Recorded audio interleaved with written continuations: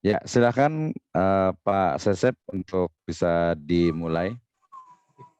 Bismillahirrahmanirrahim. Assalamualaikum warahmatullahi wabarakatuh.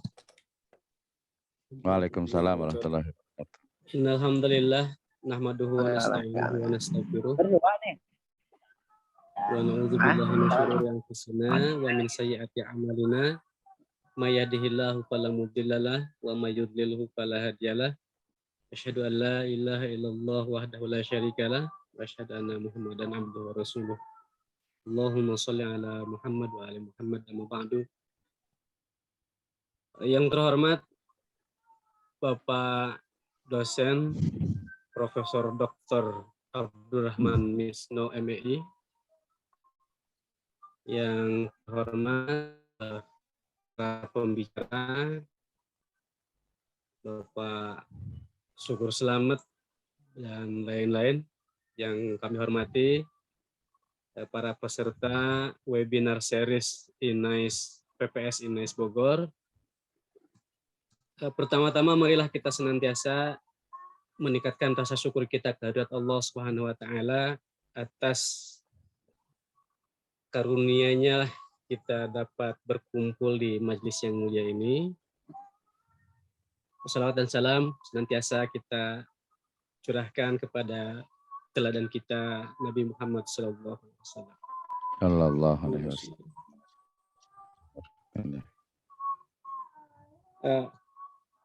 Alhamdulillah pada malam hari ini kita dapat berkumpul kembali di dalam rangka mengikuti seri kajian webinar dengan topik yang sangat menarik, yaitu The Paradigm of Islamic Economics atau paradigma ekonomi Islam.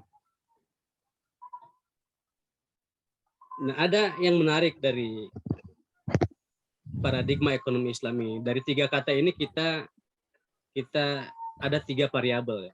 Yang pertama paradigma itu sendiri, yang kedua ekonomi itu sendiri, dan yang ketiga adalah Islam atau ekonomi Islam. Kita dalam paradigma ekonomi Islam, kita mengenal namanya world view atau dalam istilah yang sering saya pakai itu map of the world. Map of the world, di mana map of the world ini menentukan cara berpikir seseorang. Nah, dalam kaitannya dengan ekonomi atau secara khusus ekonomi Islam adalah bagaimana ekonomi Islam ini dapat dilakukan berdasarkan paradigma. Paradigma ekonomi Islam sendiri tentu akan banyak persepsi. Akan banyak dalam arti dalam Islam sendiri tidak hanya Islam itu bukan satu kesatuan yang sama ya, bisa jadi terjadi perbedaan. Apalagi kalau kita melebar misalkan antara Ahlus Sunnah dengan Syiah misalnya. Nah, dalam hal ini berkaitan dengan ekonomi Islam, tentu kita harus ekonomi Islam itu sungguhnya Islam itu. Nah, dalam ini sangat beruntung sekali untuk kita yang berkumpul di sini akan bersama-sama membahas atau setidaknya kita mengkaji. Rencananya pada webinar kali ini ada 6 pembicara. Di antaranya sebagaimana yang sudah dibagikan dalam flyer. Namun sebelumnya kami memohon kesediaan dari guru kami, guru kita semua, Bapak Profesor Dr. Abdurrahman Misno untuk memberikan sebagai keynote speaker untuk membekali kira-kira apa yang layak kita bahas atau supaya lebih mengkerucut dalam diskusi kita kali ini. Kami persilahkan kepada Pak Dokter. Silakan. Baik, terima kasih. Mudah-mudahan suara saya terdengar dengan baik. saya sambil nanti akan membahas terkait dengan sambil juga jadi host untuk ininya ya, untuk webinar kali ini. Baik, saya akan mulaikan. Bismillahirrahmanirrahim. Assalamualaikum warahmatullahi wabarakatuh. Waalaikumsalam warahmatullahi wabarakatuh. Warahmatullahi wabarakatuh. Alhamdulillahirabbil alamin. Wassalatu wassalamu ala asrafil anbiya'i wal mursalin habibana wa nabiyyana Muhammadin sallallahu alaihi wasallam wa ala alihi wa ashabihi wa man tabi'ahum bi ihsanin ila yaumiddin wa ba'd. Qala Allah ta'ala fi kitabihil karim, a'udzu billahi minasyaitonir rajim. Bismillahirrahmanirrahim. Nurun 'alan nur yahdillahu linurihi may yasha' wa yadribullahul amsala linnasi wallahu bikulli syai'in alim. Wa qala azza wa jalla aidan kalla sawfa ta'lamun thumma kalla sawfa ta'lamun kalla law ta'lamuna ilmal yaqin latarawunnal jahim thumma latarawunnaha 'ainal yaqin thumma latus'alunna yawma idzin 'anin na'im. Wa fi ayatil ukhra ya ayyuhalladzina amanu in ja'akum fasikum binaba'in fatabayyanu an tusibu qauman bijahalatin fatusbihu ala ma fa'altum nadimin. Wa qala Rasulullah sallallahu alaihi wasallam yakni fi riwayatin hina ma ja'a rajulan ila Nabi sallallahu alaihi wasallam wa qala huwa sayati minkum min ahlil jannah. Wa qala Rasulullah yakni faqala ashabin Nabi sallallahu alaihi wasallam man huwa ya Rasulullah summa dzakara jaa ila rajulin summa dhahaba ila baitihi faqala hadza min ahlil jannah. Amma ba'd fa in asdaqal hadits kitabullah wa khairal huda huda Nabi sallallahu alaihi wasallam. Alhamdulillah, syukur kepada Allah Subhanahu wa taala yang telah memberikan kepada kita kenikmatan iman, Islam dan juga ihsan. Kemudian salawat dan salam sama-sama kita panjatkan kepada junjungan alam Habibana wa Nabiyana Muhammadin sallallahu alaihi wasallam, kepada seluruh ahlul baitnya, para sahabatnya, serta orang-orang yang senantiasa mengikuti jejak sunnahnya hingga akhir zaman. Terima kasih kepada seluruh yang hadir pada kesempatan malam hari ini ya. Tonight we will talk about the paradigm ya. Hari ini kita akan berdiskusi bersama terkait dengan istilah yang sangat penting dalam dunia akademik, yaitu paradigma atau paradigm. Ya, paradigma menjadi satu tema yang menarik. Kenapa? Karena dia bukan hanya berbicara tentang world view, ya, cara berpikir atau sudut pandang, atau juga bagaimana seseorang itu melihat dunia. Tetapi lebih dari itu, bahwa paradigma itu adalah satu keyakinan mendalam yang muncul dari spiritualitas, kemudian juga pengalaman, experience dia dalam kehidupan, dan juga menyesuaikan dengan apa yang dia lihat dalam kehidupan sehari-hari. Sehingga saya lebih melihat bahwa sebuah paradigma ini muncul dari berbagai basic assumption, kemudian juga ada values, dan sampai nanti kepada satu model, yaitu cara berpikir seseorang ya.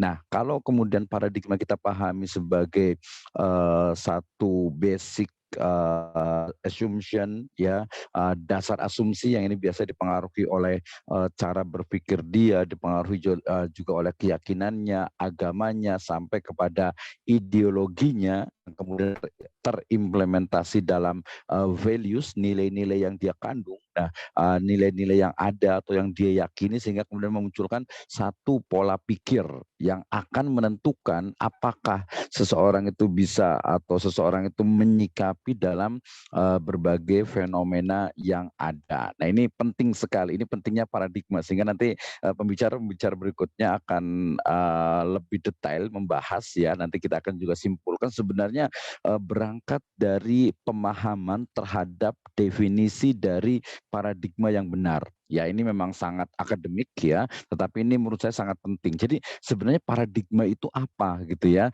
Unsur-unsur dalam paradigma itu seperti apa? Apakah paradigma itu dia implisit gitu ya, atau eksplisit? Nah, kemudian bagaimana ya bahasanya adalah manifesto dari paradigma itu sendiri. Ya, kalau kita paradigma itu mungkin kita kaitkan dengan ideologi, misalnya tadi ada ya Islam jelas gitu ya, kemudian ada Marxis, ada juga sosialis, ada juga komunis, ada juga liberal, nanti dalam konteks ideologi ekonomi itu ada kapitalisme gitu ya. Nah, ini perlu didudukan dulu ya. Jadi tema diskusi malam hari ini kita akan berbicara tentang ya, pertama adalah terkait dengan pemahaman yang penting, pemahaman yang harus jelas terkait dengan apa itu paradigma. Ya, mungkin nanti akan mendekatkan diri juga dengan istilahnya itu dalam Islamnya mungkin in Islamic perspective, for example adalah tauhid misalnya. Nah, sebenarnya apa juga nih kaitan antara tauhid dengan paradigma dengan ideologi? Bagaimana implementasi dari ideologi, kemudian juga tauhid dan juga paradigma yang dimiliki oleh seseorang ya dalam ranah ekonomi dan bisnis syariah. Nah, malam hari ini kita akan diskusi secara detail tentang ini, Kang Sesep, Pak Syukur, Pak Yayan, kemudian juga Pak Aziz juga dan Pak Diaul Haq juga kita akan diskusi lebih detail. Jadi bukan hanya ngobrol di warung kopi ya, tetapi lebih detail lagi kita akan berbicara tentang bagaimana sebenarnya paradigma itu akan mempengaruhi dari cara berpikir seseorang. Ya, sebagai contoh misalnya, wah, sekarang itu terlalu banyak masalah yang viral gitu. Misalnya dari mulai dari mulai kemarin misalnya tentang minyak goreng kita udah bahas, kemudian juga hari ini tentang antara pesantren gitu ya, pesantren dengan mungkin ada penyimpangan di sana, kemudian juga yang terbaru itu adalah kita sebut saja misalnya ACT gitu ya. Ini di orang itu akan kelihatan ya, ketika dia menyikapi itu ya. Dan biasanya orang itu akan melihat dari paradigma itu dilihat dari pertama dari sisi tulisan tentu saja, kemudian juga mungkin ceramah-ceramah dia ya, kalau dia memang disebarkan, di-share di publik. Tapi kalau belum, nah ini nggak tahu seperti apa nih orangnya gitu. Makanya kadang diam itu sewaktu-waktu itu bukan emas, diam itu adalah perak dan bicara itu adalah emas. Oke, yang terakhir saya inginkan dari webinar kali ini adalah semua mahasiswa ya dilatih untuk membiasakan diri mengeluarkan atau menyampaikan ide dan gagasannya. Jadi dua hal yang perlu kita pelajari di sini. Pertama adalah ya kita sebut saja public speaking-nya, cara menyampaikan ide dan gagasan itu yang pertama gitu ya. Tapi yang lebih utama lagi gitu adalah mahasiswa juga memahami konten dari apa yang dia bicarakan. Karena pengalaman di beberapa waktu sebelumnya gitu, kadang mahasiswa itu ketika menyebutkan konten, menyebutkan satu istilah saja, ini harus betul-betul oh ini kurang tepat nih. Misalnya hari ini kita akan lihat siapa nih yang kira-kira memahami paradigma itu betul, oh ini loh paradigma. Oke, well let's discuss about the paradigm. Mari kita diskusi bersama tentang paradigma, cara berpikir, basic assumption, values dan juga model of thinking kita yang nanti akan terimplementasi dalam ruang lingkup ekonomi syariah. Selamat datang, let's discuss about the paradigm. Saya kembalikan ke Bapak Ustadz Sesep Saiful Alam. Tafadhol, silahkan. Terima kasih atas opening statement yang disampaikan, yang bahwa paradigma itu merupakan value ya, value yang dihasilkan, yang dimiliki oleh seseorang yang akan menentukan tentang basic kemudian nilai-nilai. Kami ucapkan selamat datang kepada para peserta yang baru memasuki ruangan, Mr. Yayan, Mr. Muhammad Diaul Haq, kemudian Mr. Malik, dan tadi ada Pak Aziz juga. Langsung saja kepada pembicara yang pertama, yaitu Bapak, kami persilahkan kepada Ustadz Syukur Selamat Syukur. Syukur Selamat. Silakan Pak. Baik, terima kasih kepada moderator. Bismillahirrahmanirrahim. Assalamualaikum warahmatullahi wabarakatuh. Alhamdulillahilladzi hadana lihadza wa ma kunna linahtadiya laula an hadana Allah. Asyhadu an la ilaha illallah wahdahu la syarika lah wa asyhadu anna sayyidina Muhammadan abduhu wa rasuluhu la nabiyya ba'da. Yang pertama-tama yang kami hormati Profesor Dr. Abdurrahman Misno, dosen kita. dan pembawa acara serta para peserta webinar pada malam hari ini. Pertama-tama kita memanjatkan puji dan syukur kehadirat Allah Subhanahu wa taala. Pada malam hari ini kita masih bisa bersama-sama membahas ekonomi Islam yang juga bertepatan mendekati hari raya Idul Adha atau Haji, yang mudah-mudahan kita yang berada di sini ya, bisa melaksanakan ibadah haji sehingga kita bisa menjawab panggilan Allah Subhanahu wa taala, labbaik Allahumma labbaik labbaik la syarika lak labbaik innal hamda wa ni'mata lak wal mulk la syarika lak. Dan mudah-mudahan yang juga sedang berangkat haji saudara-saudara kita yang diterima, termasuk haji yang mabrur, haji yang diterima oleh Allah Subhanahu wa taala. Salawat dan salam semoga senantiasa tercurahkan kepada junjungan kita baginda Rasulullah Muhammad sallallahu alaihi wasallam, nabi akhir zaman, nabi yang memberikan jalan penerangan dari jalan kegelapan, dan nabi yang akan memberikan syafaatnya di akhirat kelak. Baik, kita lanjutkan dengan ekonomi syariah. Kalau saya lihat secara ekonomi syariah itu sudah sangat sistematis. Kenapa? Ekonomi Islam itu sistematis, logis, dan empiris. Ya karena memang itu yang halal dikatakan halal, haram, juga logis karena adil, dan juga empiris ya karena sudah dilaksanakan di masa Rasulullah SAW. Baik, kita lihat slide yang saya siapkan.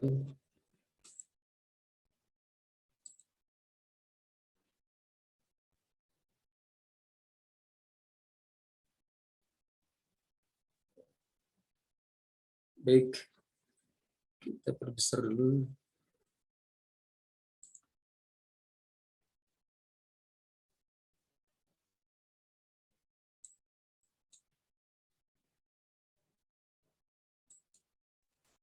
Agak jadi kecil. Baik ya. Jadi paradigm of Islamic economics. Apa sih itu? Nah, ini kita lihat. Paradigma merupakan istilah yang dipopulerkan oleh Thomas Kuhn dalam karyanya The Structure of Scientific Revolution di Chicago, University of Chicago tahun 1970. Paradigma di sini diartikan Kuhn sebagai kerangka referensi atau pandangan dunia yang menjadi dasar keyakinan atau pijakan suatu teori. Pemikir lain seperti Patton 1975 mendefinisikan pengertian paradigma hampir sama dengan Kuhn, itu sebagai world view, a general perspective, way of breaking down of the complexity of the real world. Suatu pandangan dunia, suatu cara pandang umum atau suatu cara untuk menguraikan kompleksitas dunia nyata. Menurut Syekh Taqiyuddin An-Nabhani menggunakan istilah lain yang maknanya hampir sama dengan paradigma, yaitu al-qaidah fikriyah, yang berarti pemikiran dasar yang menjadi landasan bagi pemikiran lainnya. Dengan pengertian itu, paradigma sistem ekonomi Islam dibagi menjadi dua. Yang pertama adalah paradigma umum, yaitu akidah Islamiyah yang menjadikan landasan pemikiran al-qaidah fikriyah bagi segala pemikiran Islam, seperti ekonomi Islam, sistem politik Islam, sistem pendidikan Islam, dan sebagainya.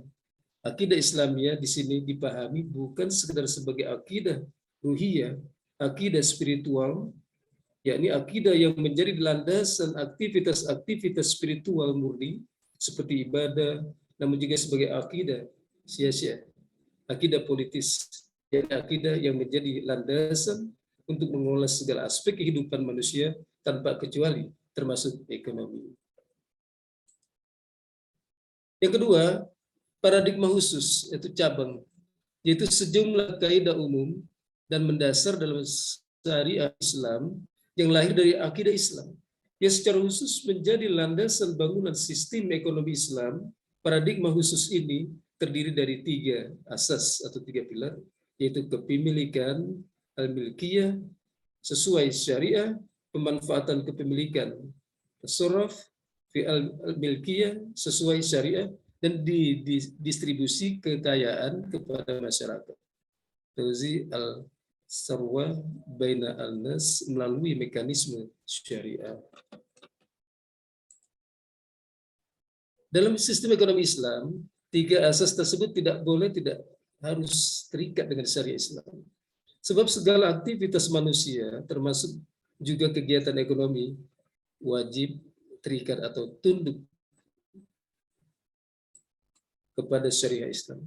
Kecuali kaidah syariah al-uslu fi al-afal taqayyadu bi al-hukum al-syara'.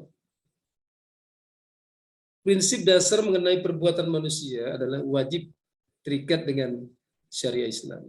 Ibnu Khalil tahun 2000.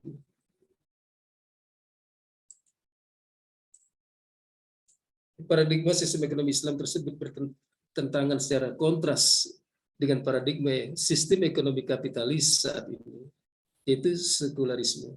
Akidah Islamiyah sebagai paradigma umum ekonomi Islam menerangkan bahwa Islam adalah agama dan sekaligus ideologi sempurna yang mengatur segala aspek kehidupan tanpa kecuali, termasuk aspek ekonomi.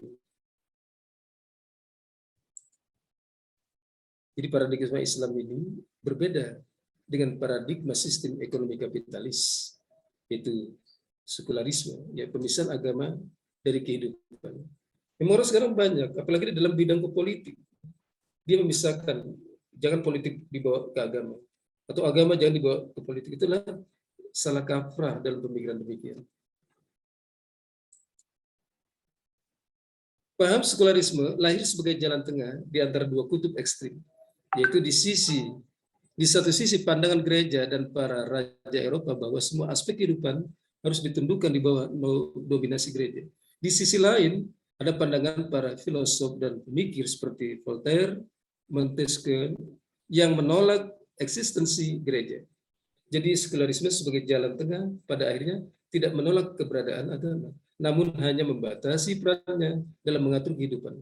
Agama hanya di gereja, sementara dalam kehidupan publik seperti aktivitas ekonomi, politik, dan sosial tidak lagi diatur oleh agama. Di gereja maksudnya. Selanjutnya, karena agama sudah disingkirkan dari arena kehidupan, lalu siapa yang membuat peraturan kehidupan? Jawabnya adalah manusia itu sendiri, bukan Tuhan. Karena Tuhan hanya boleh berperan di bidang spiritual gereja.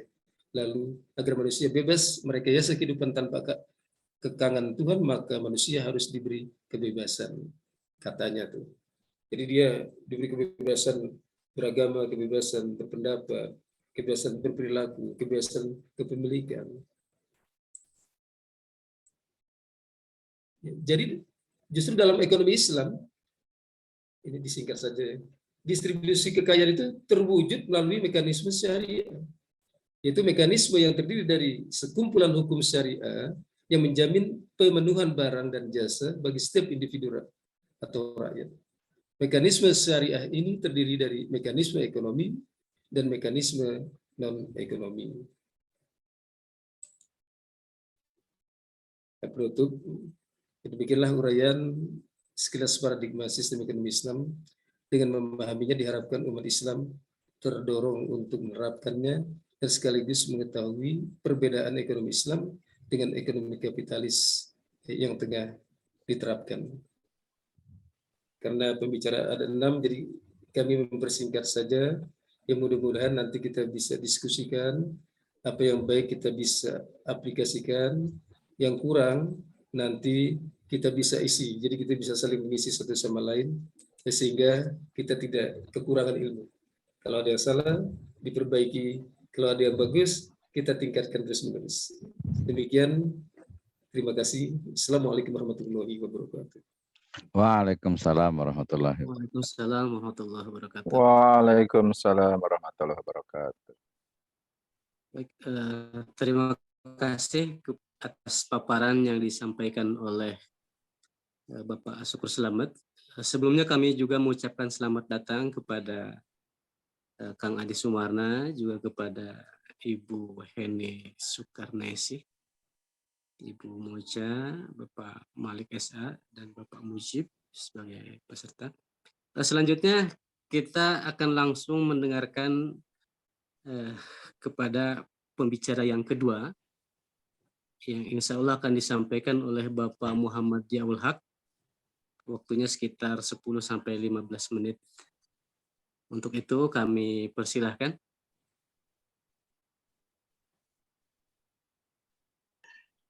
Ya. Terima kasih atas kesempatannya.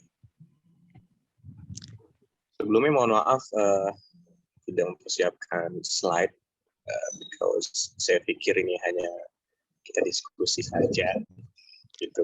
Siap, tidak apa-apa, lanjut langsung. Iya. Iya. Baiklah, bismillahirrahmanirrahim.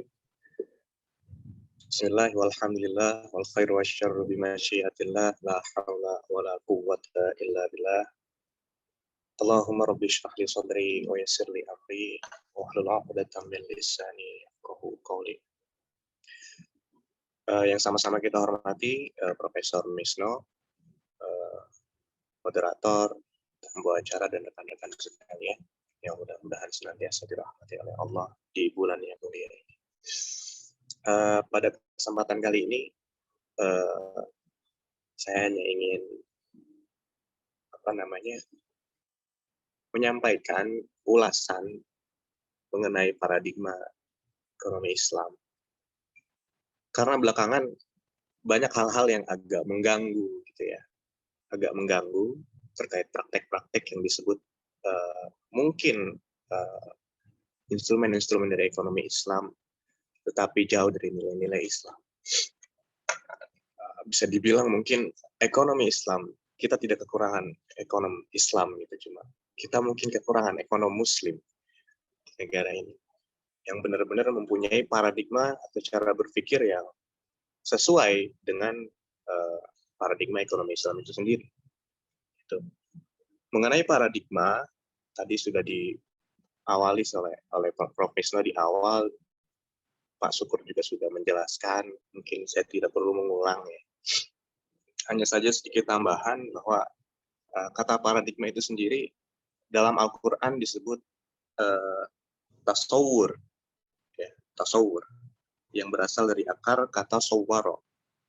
Dan disebutkan dalam Al-Quran seperti dalam surah Imran, Al-A'raf, Al-Ghafir, Al-Hashr, At-Taghabun, Al-Infitar, dan kata sawwaro ini sebenarnya memiliki 3 arti utama. Yang pertama memberikan tanggapan atas penampilan sesuatu yang dijelaskan. Yang kedua menjelaskan gambaran sebenarnya dari sesuatu. Yang ketiga menghasilkan munculnya sesuatu dalam pikiran. Saya agak cenderung lebih suka dengan arti utama yang ketiga ini. Dengan demikian, istilah tasawur secara etimologis berarti tanggapan, uraian, sikap mental, atau cara memandang segala sesuatu.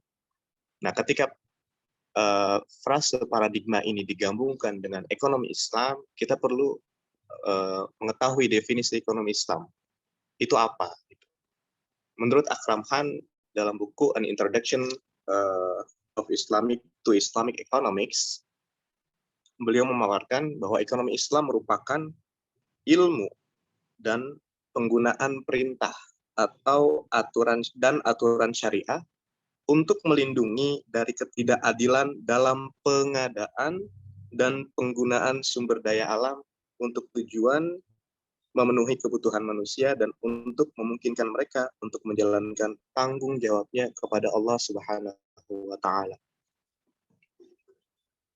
Ketika istilah paradigma ini digabungkan dengan ungkapan ekonomi Islam, lahirlah istilah paradigma ekonomi Islam. Oleh karena itu, bisa kita rangkum, paradigma ekonomi Islam merupakan gambaran komprehensif dan esensial tentang ekonomi Islam yang bertujuan untuk menjelaskan konsep, dengan benar dan teliti sehingga menjadi dasar untuk semua pengadaan, penggunaan atau kegiatan manajemen sumber. Gitu kurang lebih. Terkait proses pembentukan pemikiran ekonomi Islam ini ada dua ya. Dan ini agak kompleks, mungkin saya skip. Karena cenderung saya lebih suka tadi kalau Prof. Misno sampaikan di awal, apa sih hal-hal yang konkretnya, implementatifnya gitu. Baik, saya lompat ke melanjutkan ke pola pemikiran sendiri, pola pemikiran dari paradigma ekonomi Islam itu sendiri. Jadi paradigma ekonomi Islam ini memiliki pola atau corak atau pattern atau cara berpikir. Ini kalau misalnya cara berpikirnya seperti ini udah sesuai dengan paradigma ekonomi Islam. Kalau begini itu belum. Kurang lebih ada 6 dalam buku pengantar ekonomi Islam yang saya pegang ini. Yang diterbitkan oleh Departemen Ekonomi dan Keuangan Syariah Bank Indonesia. Keenam pola itu yang pertama berdasarkan tauhid. Jadi berdasarkan tauhid yang merupakan konsep ketuhanan dalam Islam yang merupakan asas keimanan dan keyakinan manusia tentang kewujudan dan keesaan Allah Subhanahu wa taala. Jadi seorang ekonom muslim harus senantiasa yakin bahwa Allah Subhanahu wa taala merupakan Tuhan yang Maha Esa disertai dengan implementasi tauhid-tauhid yang lain seperti tauhid uluhiyah, kemudian tauhid rububiyah dan tauhid asma wa sifat. Semua itu harus dipahami oleh ekonom muslim mengenai sifat-sifat ketuhanan itu. Yang akhirnya menjadi asas yang harus selalu ada dalam segala usahanya yang bersangkutan dengan kehidupan manusia pada umumnya dan ekonomi Islam pada khusus. Kemudian yang kedua, singkat saja, dalam paradigma ekonomi Islam, pattern yang kedua yaitu memiliki kaidah al-ubudiyah atau berbakti, beribadah kepada Allah Subhanahu wa taala. Pelaksanaan ekonomi Islam tidak akan menjadi ibadah. Pelaksanaan ekonomi Islam tidak akan menjadi ibadah apabila tidak mengikuti kaidah-kaidah yang telah ditetapkan dalam syariah. Dalam implementasinya seperti ini. Usaha pembangunan ekonomi Islam harus dilakukan yang pertama dengan niat ikhlas kepada Allah Subhanahu wa taala agar mendapat keridhaannya, itu niat yang pertama. Yang kedua, setiap usaha yang dilakukan tidak melanggar syariat Islam. Yang ketiga, dalam pelaksanaannya pun harus sesuai dengan syariat Islam, sesuai dengan prinsip-prinsip syariat dan akhlak Islam seperti amanah, adil, bertanggung jawab. Dan yang keempat, hasilnya juga tidak bertentangan dengan syariat. Kelima, segala usaha dan tugas yang dilakukan itu tidak melalaikan mereka dari menunaikan ibadah. Semua syarat yang ditetapkan ini adalah baik dari segi memenuhi tuntutan akidah, fikih maupun akhlak.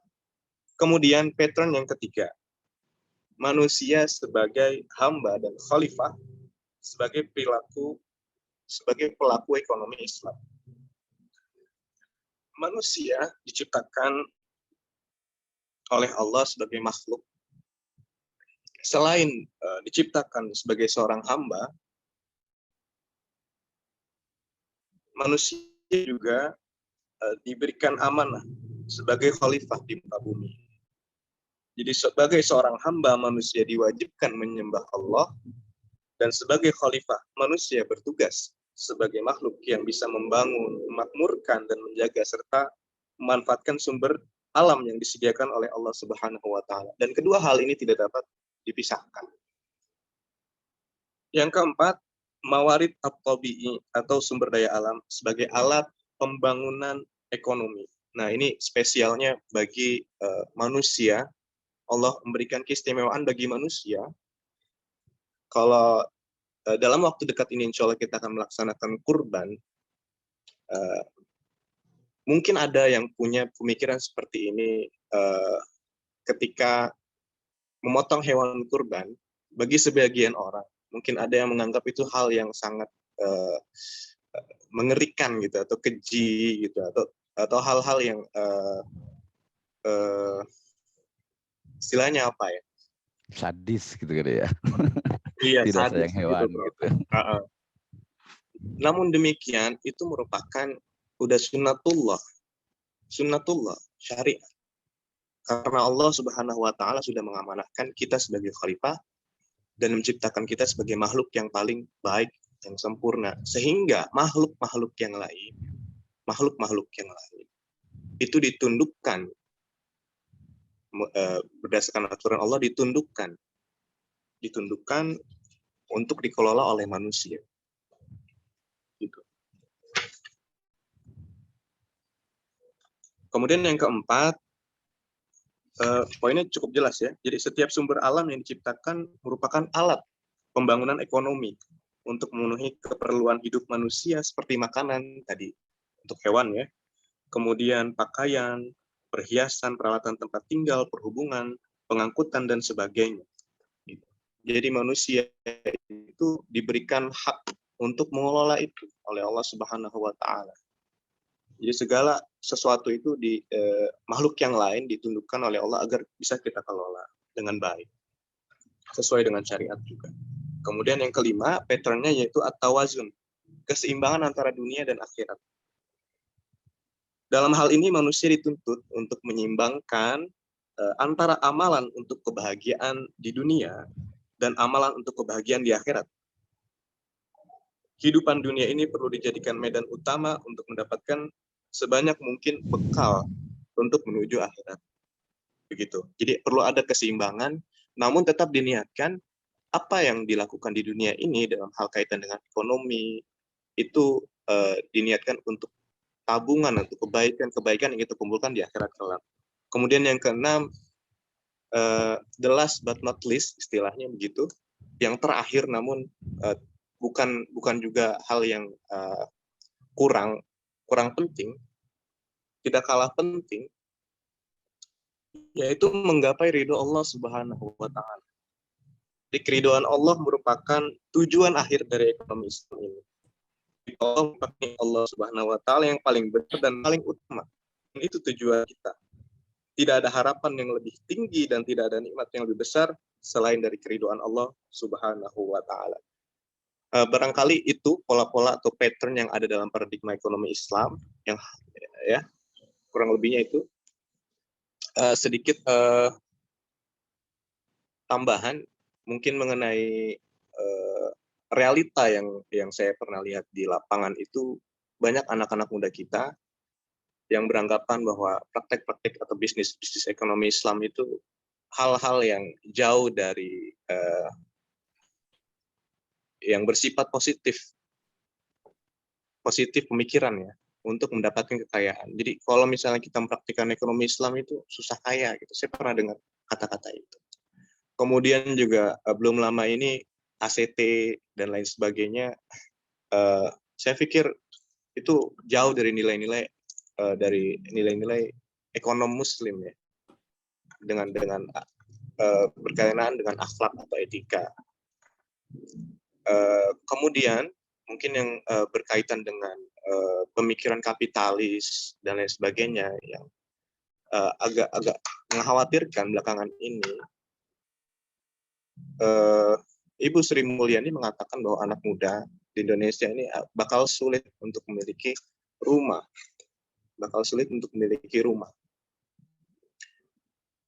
Ini membuktikan bahwa ada permasalahan dalam hal ekonomi di Indonesia dan dalam hal paradigma ekonomi Islam juga di Indonesia. Gitu.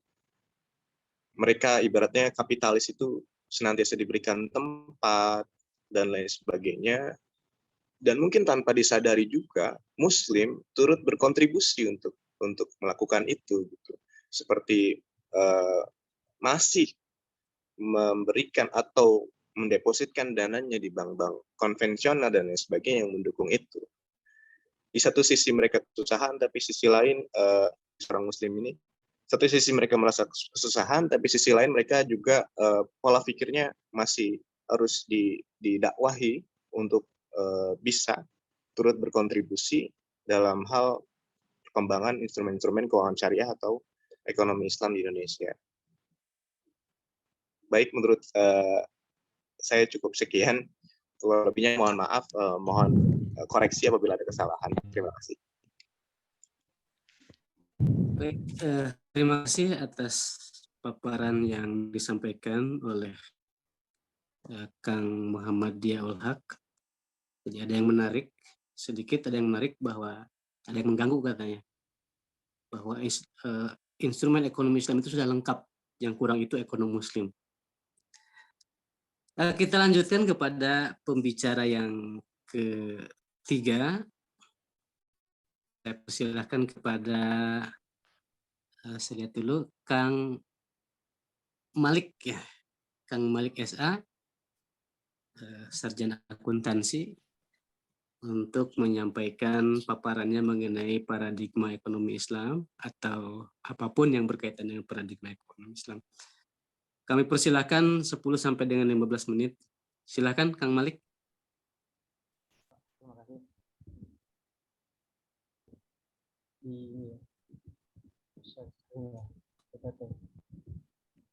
Suaranya kecil Kang Malik. Belum kedengeran? Ya. Ya. Tes.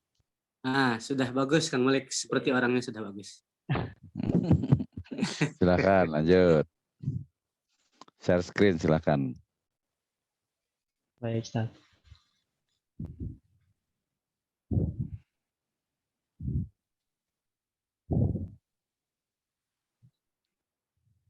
Bisa share screen-nya? Oke, silakan. Baik. Bismillahirrahmanirrahim. Assalamualaikum warahmatullahi wabarakatuh. Waalaikumsalam warahmatullahi wabarakatuh. Alhamdulillah. Alhamdulillahirrahmanirrahim. Allahumma sholli ala sayyidina Muhammad wa ala alihi wa sahbihi ajma'in ba'du. Rabbi shrah li sadri wa yassir li amri wa hlul 'uqdatam min lisani yafqahu qawli.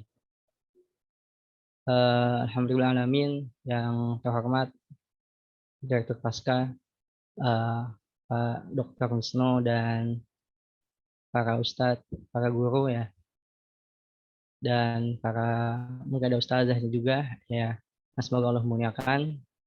Insyaallah pada malam hari ini ya, saya juga akan sharing juga berbagi terkait dengan beberapa mungkin bacaan-bacaan saya mengenai paradigma ekonomi Islam yang sebelumnya memang sudah mungkin dilengkapi ya, nanti saling melengkapi dari paradigma ekonomi Islam ini.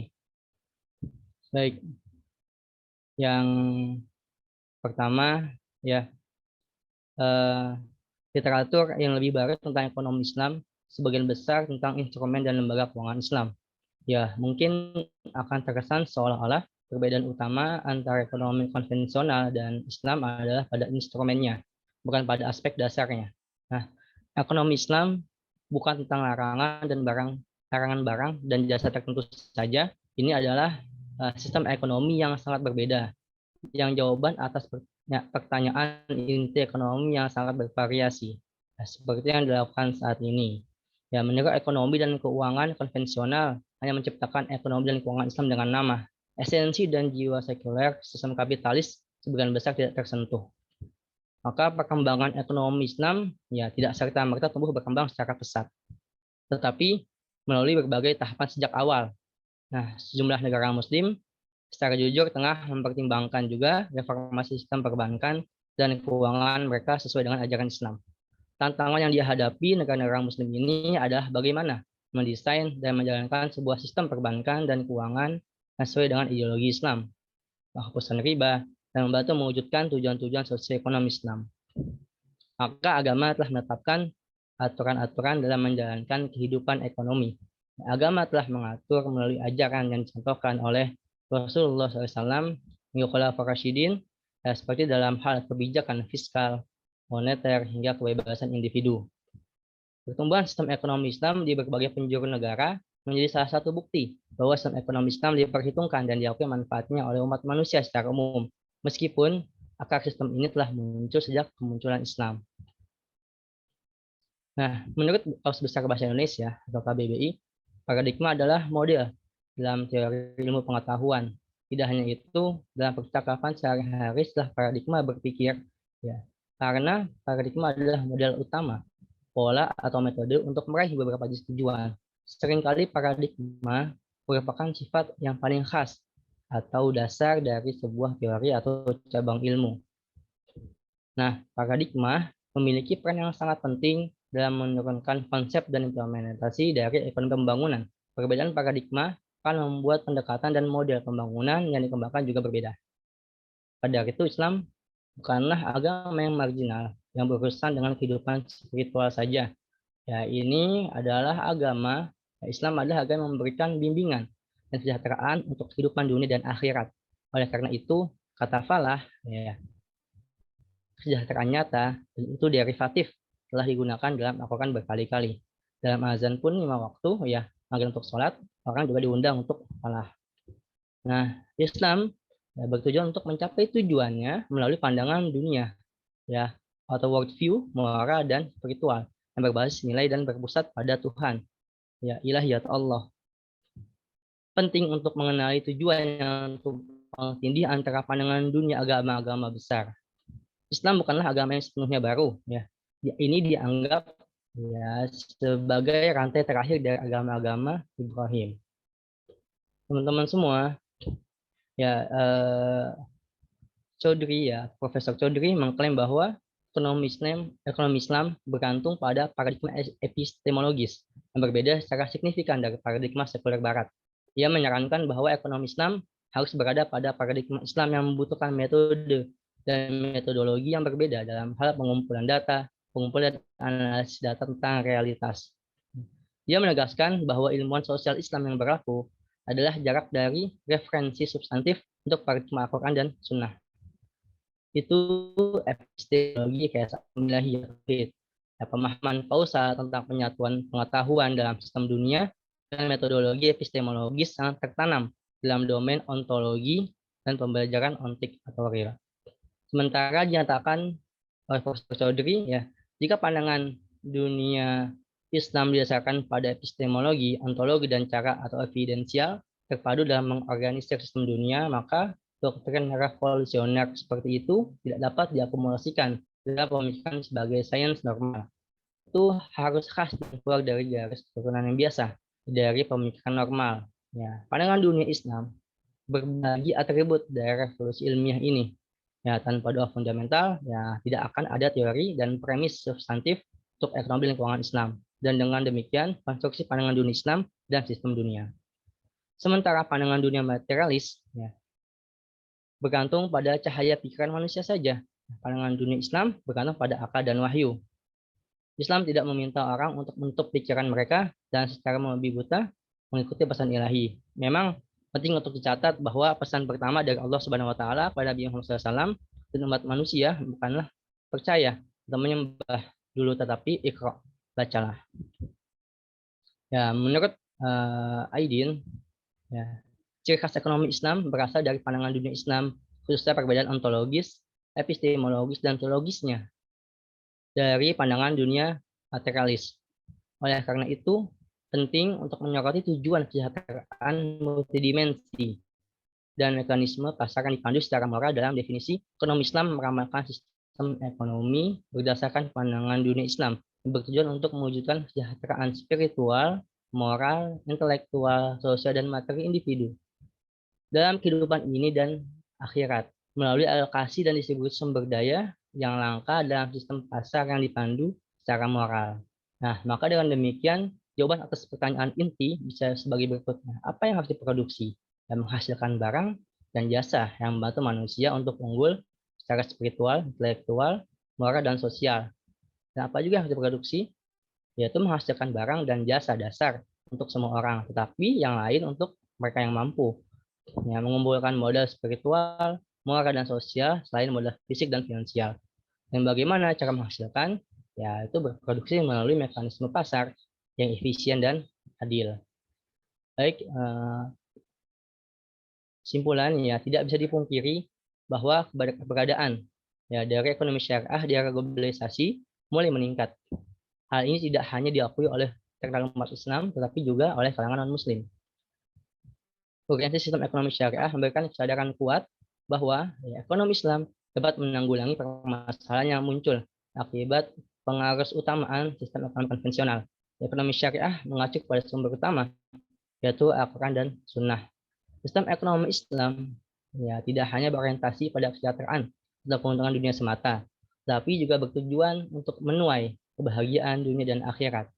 Oleh karena itu, ekonomi tidak bisa dipisahkan dengan nilai agama, karena perannya sebagai instrumen dan perangkat yang mampu mengantarkan pada konsep muamalah yang berorientasi kebahagiaan dan kemaslahatan bersama, maqasid syariah itu. Penting untuk dicatat terakhir bahwa meskipun beberapa dekade bekerja, kita masih berada di awal jalan yang panjang untuk menghadirkan ekonomi Islam sebagai paradigma yang layak dan ada banyak tugas di depan. Tadi mungkin beberapa keresahan-keresahan atau masalah-masalah yang dijelaskan oleh pembicara sebelum-sebelumnya. Mungkin itu saja yang dapat saya sampaikan. Mohon maaf banyak peran salahnya. Akhirul kalam, wassalamualaikum warahmatullahi wabarakatuh. Waalaikumsalam warahmatullahi Waalaikumsalam warahmatullahi Wabarakatuh. Luar biasa. Lanjut.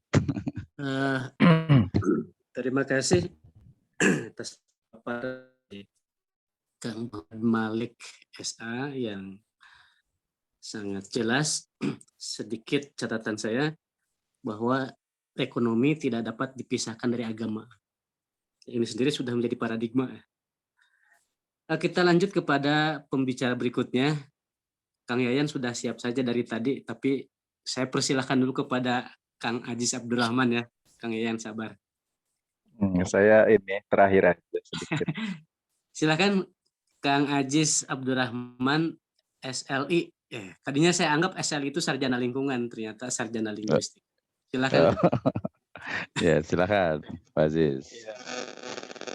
Bismillahirrahmanirrahim.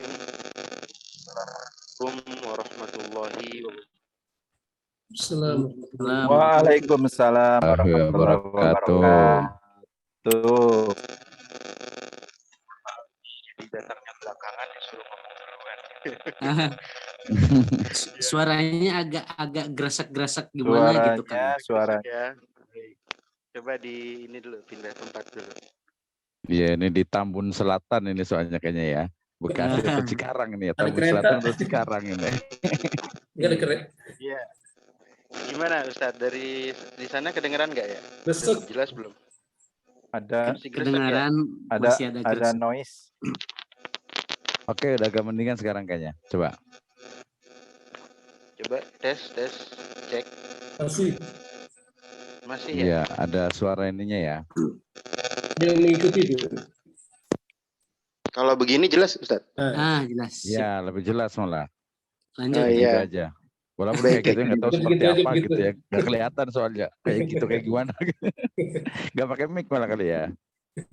Iya, ini nggak pakai headset, jadi lebih jelas. Iya, kayaknya lebih bagus deh. Nggak usah pakai headset deh. Silakan. Iya. Baik. Bismillahirrahmanirrahim. Alhamdulillah. Wassalatu wassalamu ala rasulillah. Wa ala alihi wa ashabihi wa mawalah amma ba'd. Mohon maaf mungkin tidak bisa seperti yang lain yang begitu layak dalam menyampaikan. Masih dalam tahap belajar ya. Kemudian juga mungkin tidak open kamera juga karena keterbatasan. Khawatirnya nanti keluar lagi, soalnya kalau ini sinyalnya lagi kurang bagus, jadi mohon dimaafkan kekurangan-kekurangan yang ada. Terkait dengan paradigma ekonomi Islam, saya hanya menyampaikan sedikit saja. Jadi tadi sudah disampaikan oleh para pemateri yang Masya Allah luar biasa, yang tadi saya simak sebelumnya ada Kang Malik ya, kemudian sebelumnya lagi juga ada beberapa pembicara. Mungkin khawatirnya nanti jadi tumpang tindih, tapi mudah-mudahan tidak. Tadi Kang itu ya Ustadz Muhammad Yaul Haq menyampaikan 6 poin yang menjadi karakteristik ekonomi Islam yang berasal dari buku yang diterbitkan oleh BI ya. Saya juga hendak menyampaikan hal yang serupa, tetapi ini bersumber dari buku yang ditulis oleh Dr. Yusuf Kordowi yang judulnya adalah Daurul Qiyam wal Akhlaq fil Iqtisad al-Islami. Jadi Dr. Yusuf Qaradawi di bukunya itu menyebutkan tentang karakteristik ekonomi Islam. Ada 4 poin. Namun sebelum kita membahas 4 poin itu, sebetulnya kalau kita tinjau ekonomi Islam, kenapa mesti ada kata ekonomi Islam seperti itu?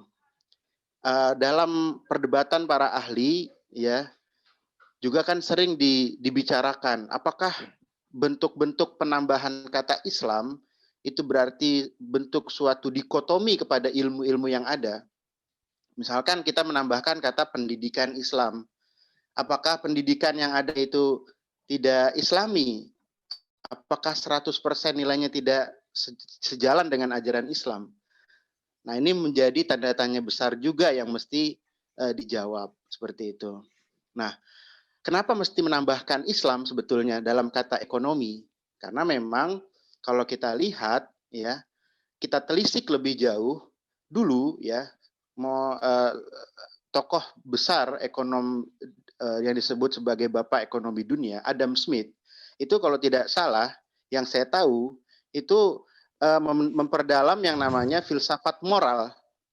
Ya, jadi ekonomi itu muncul dari ilmu filsafat, itu dari filsafat moral, ekonomi konvensional.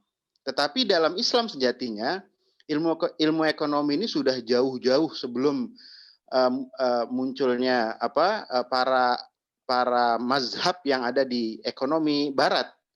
Kita mengenal ada mazhab merkantilisme yang ia mengatakan bahwa kekayaan suatu negara itu ditinjau dari emas yang dimiliki oleh negara tersebut. Dan itu dibantah dalam mazhab klasiknya Adam Smith. Kalau dalam Islam kita tahu sudah jauh-jauh sebelum muncul tokoh Adam Smith dan yang lain sudah membicarakan tentang ekonomi sebetulnya. Penelitian saya tentang wilayatul hisbah bahkan menemukan bahwa kitab hisbah tentang hisbah itu pertama kali sebetulnya sudah dikarang oleh seorang ulama yang bernama Yahya bin Umar. Kitab tersebut bernama Ahkamus Suq, hukum-hukum seputar pasar. Dan Yahya bin Umar ini hidup di abad ketiga. Ya, jadi beliau membahas di situ bagaimana hukum-hukum seputar pasar. Dan kita tahu bahwa setelah itu juga tidak terjadi kekosongan di dalam para ulama menulis kitab-kitab yang terkait dengan ekonomi. Seperti Al-Mawardi mengarang kitab Al-Ahkam As-Sultaniyah. Bahkan beliau juga membuat khusus tentang kitab hisbah namanya Ar-Rutbah fi Talabil Hisbah, karya Imam Al-Mawardi. Jadi sebetulnya sudah begitu sangat luar biasa sekali. Justru yang terjadi di barat itu adalah terjadinya yang disebut dengan jurang, ya, adanya gap di situ. Jadi ketika filsafat moral dikembangkan para filosof Yunani, ya itu terjadi gap, ya, tidak dibahas lagi pembahasan ekonomi sampai abad-abad yang disebut dengan abad pencerahan di barat. Nah, itu yang kalau kita telisik bahwa begitu sempurna agama Islam sehingga sebetulnya kalau kita mengembangkan kembali paradigma Islam, sejatinya sudah ada itu. Nah, jadi kelemahan kaum muslimin itu kalau yang saya baca adalah berdasarkan keruntuhan, kemudian terjadinya penjajahan. Sebelum itu pun sudah masuk para penjajah di bumi kaum muslimin, ya, di negara-negara kaum muslimin. Nah, disitulah masuknya ilmu-ilmu barat yang terjadinya sekulerisme itu di sana. Nah, kembali kepada apa yang disampaikan oleh Dr. Yusuf Qaradawi, 4 poin terkait dengan karakteristik ekonomi Islam. Yang pertama beliau sebut dengan ilahi, yang kedua beliau sebut dengan insani, yang ketiga beliau sebut dengan akhlaki, yang keempat beliau sebut dengan wasati. Apa itu ilahi? Ya mungkin tadi sudah dibahas, yang diistilahkan di buku yang dicetak oleh BI itu adalah tauhid. Ya, jadi ekonomi Islam itu bersumber dari Allah Subhanahu wa taala. Tujuannya adalah untuk Allah Subhanahu wa taala dan tidak dilakukan melainkan berdasarkan syariat Allah Subhanahu wa taala. Itu ilahi. Berbeda jauh dengan ekonomi yang lain, ya. Nah, yang kedua adalah disebut insani, humanisme, sisi humanisme. Selain ilahi, iktisad Islam itu juga sangat memperhatikan masalah humanisme, ya, masalah terkait dengan manusia. Kemaslahatan dan kemanfaatan ekonomi Islam itu kembali kepada manusia itu sendiri. Yang ketiga yang disebut dengan akhlak, bahwa ekonomi Islam, ya, itu juga harus sesuai dengan tujuan Islam yang mulia, itu untuk memperbaiki akhlak. Dan yang terakhir adalah wasati, pertengahan. Kita tahu, dan ini ada menjadi titik poin dalam paradigma Islam, ya, yaitu ekonomi Islam, yaitu terkait dengan pertengahan. Kita tahu bahwa sistem ekonomi di dunia ini yang besar itu ada dua, yaitu yang pertama kapitalisme, yang katanya bahwa ini disandarkan kepada Adam Smith yang dalam karyanya The Wealth of memperoleh modal itu terjadi krisis ekonomi di tahun 1930. Teori pasarnya Adam Smith ternyata tidak bisa dipakai lagi. Maka muncullah ekonom baru dari Inggris yang namanya Keynes, ya. Kemudian dia membuat sebuah teori baru yang terkait dengan bahwa negara harus memiliki peran di dalam pengaturan ekonomi. Islam wasatinya di mana, bahwa, dan ini menjadi bagian dalam penelitian saya, bahwa Islam, ya, berada di pertengahan. Lihat bagaimana Rasulullah SAW jauh hari ketika beliau, ya, diminta oleh para sahabat untuk yang namanya melakukan tas'ir, yaitu untuk mematok harga ketika terjadinya kenaikan harga di kota Madinah. Rasulullah SAW mengatakan bahwa Allah lah yang menentukan harga, memberikan rizki, ya, dan aku berharap kepada Allah Subhanahu Wa Taala, bertemu dengan Allah Subhanahu Wa Taala, dan tidak ada orang yang aku zolimi. Karena kalau ada sifat secara para pedagang bahwa terkadang tas'ir itu dibutuhkan. Nah, inilah sisi wasatiyah Islam. Kapan tas'ir dibutuhkan? Ketika memang, ya, terjadinya kecurangan-kecurangan, ya, para pedagang yang menyebabkan harga melambung tinggi, maka pemerintah harus turun tangan. Itulah sisi wasatinya ekonomi sosialisme. Yang mana sosialisme dalam hal ini mengatakan bahwa semua harus diatur oleh negara. Masyarakat itu tidak memiliki hak, ya, yang dengan sendirinya. Negara harus melakukan, ya, berkeadilan, sama rasa, sama rata, ya. Islam tidak. Prinsip ekonomi Islam tertuang di dalam ayat Al-Qur'an, kaila yakuna dulatan bainal agniya iminkum, agar harta itu tidak berputar hanya di kalangan orang-orang kaya saja. Maka ada instrumen zakat, maka ada instrumen sedekah, ada instrumen harta yang lainnya, pembagian harta yang lainnya. Ya, itu semua adalah tujuannya untuk ekonomi yang berkeadilan. Keadilan di dalam Islam tidak sebagaimana keadilan dalam sosialisme. Keadilan dalam Islam adalah bagaimana kemudian negara memberikan hak-hak, ya, kepada setiap individu, tetapi apabila individu tersebut memang sudah berhak untuk mengeluarkan kewajibannya, maka Islam memerintahkan adanya zakat, tu'khadhu min agniyaihim wa turaddu ila fuqaraihim. Diambil harta zakat itu dari orang-orang kaya dan diberikan kepada para fakir miskin. Itu saja mungkin dari saya pribadi, ya, takutnya kelamaan, ya. 10 menit saya rasa cukup, nanti masih banyak pembicara-pembicara hebat yang lainnya. Mudah-mudahan, ya, bisa sambil kita lanjutkan diskusi ini, ya. Kalau ada salah saya mohon maaf. Wabillahi taufiq wal hidayah. Fathun minallah wa nasrun qarib. Wa basyirus sabirin. Assalamualaikum warahmatullahi wabarakatuh. Waalaikumsalam warahmatullahi wabarakatuh. Terima kasih kepada Ustadz Aziz Abdurrahman. Terlihat sekali bahwa apa yang dipaparkan beliau sangat menguasai, ya. Jadi subjek mastery-nya benar-benar terasa.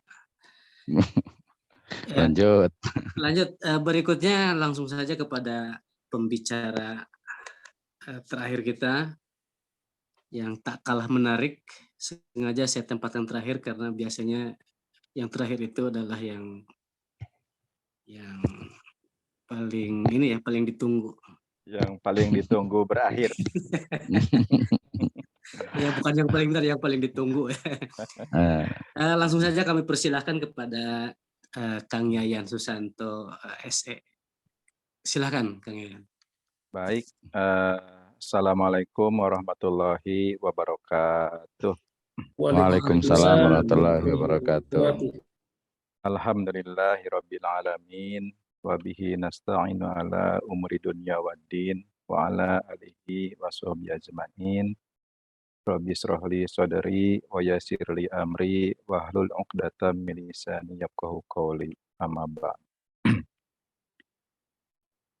Pertama-tama saya ucapkan banyak terima kasih kepada Bapak Dr. Misno yang menjadi panutan kita saat ini ya, menjadi kebanggaan kita saat ini. Semoga kita semua senantiasa mendoakan beliau, semoga dipanjangkan usianya, diberkahkan ilmunya, dimanfaatkan ilmunya, memberikan ilmu-ilmu manfaat bagi kita sehingga kita bisa mengamalkan ilmu itu untuk kebaikan dunia dan akhirat. Amin. Itu yang penting ya. Kepada rekan-rekan juga semuanya, alhamdulillah saya sangat apresiasi dengan semangat Bapak, Ibu, rekan-rekan semuanya, karena saya lihat dari gestur, dari spirit, dari kata-kata, dari semuanya, itu kita bukan semata-mata untuk eksis dalam hal yang tidak bermanfaat, tapi semuanya mempunyai niat ikhlas untuk mencari value kehidupan kita berupa mencari ilmu yang merupakan kewajiban kita dari mulai kita lahir sampai akhir hayat kita. Semoga terpenuhi ya rekan-rekan semuanya. Amin.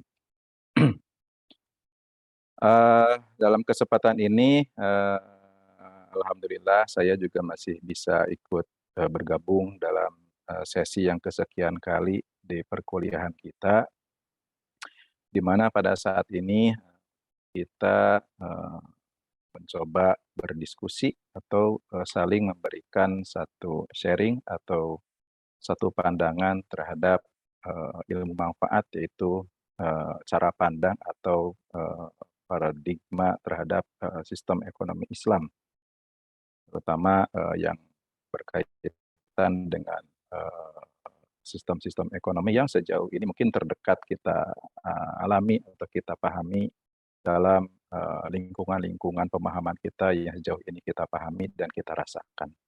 Yang mudah-mudahan dalam kajian ini perspektif-perspektif yang muncul adalah merupakan cikal bakal dari pemikiran-pemikiran kritis yang nantinya kita menjadi satu pendekar-pendekar ekonom-ekonom syariah yang benar-benar bisa mengubah tatanan hidup umat manusia ini menjadi lebih baik lagi apapun itu. Baik, saya share screen ya, Bapak, Ibu, rekan-rekan semuanya. Mohon maaf bila kontennya mungkin sangat singkat, Silakan. tapi kita mencoba untuk saling bertukar pikiran. Bismillah.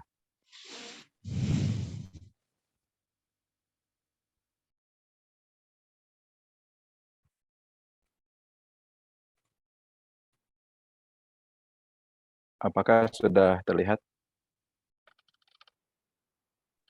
Sudah jelas. Oke, dalam kesempatan ini saya peserta terakhir kali ya yang mencoba untuk memberikan satu opini mungkin di sini atau semacam sharing sejauh mana apa yang saya ketahui terkait dukungan-dukungan pemahaman kepada rekan-rekan yang semuanya tadi sudah saya lihat luar biasa, jauh lebih bermutu daripada apa yang saya akan sampaikan saat ini. Tapi paling tidak ini menjadikan apa yang kita kaji saat ini bisa lebih lengkap. Namanya juga paradigma ekonomi Islam. Kita berangkat dari paradigma artinya sudut pandang, di mana sudut pandang ini bisa muncul dari berbagai macam sisi, dari berbagai macam sudut. Nah, tentunya tidak ada yang bisa disalahkan, tapi mungkin nanti ada tingkatan-tingkatan konsekuensi dan benefit yang akan kita dapatkan pada saat kita berpikir terkait dengan suatu paradigma terhadap suatu objek, yang dalam hal ini adalah paradigma kita terhadap ekonomi Islam.